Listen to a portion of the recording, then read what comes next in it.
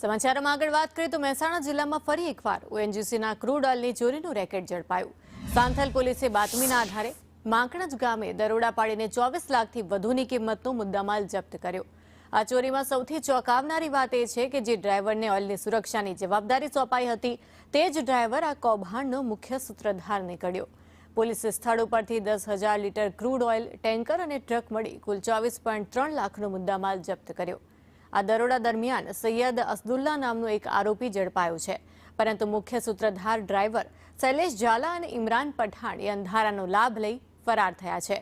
પોલીસની તપાસમાં એ પણ બહાર આવ્યું કે ઇમરાન પઠાણના ઇશારે જ આ ઓઇલ ચોરી કરીને બ્લેક માર્કેટમાં વેચવાનું આયોજન કરાતું।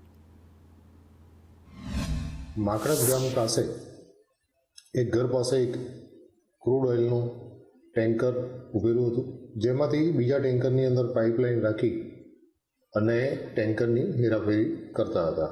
એક ઈસમને પોલીસે પકડી પાડેલ અને અન્ય એક ઈસમ નાસી ભાગેલ છે। ક્રૂડ ઓઇલની હેરાફેરી કરીને અંદાજિત 10,000 લીટર કે જેની બજાર કિંમત 4 થી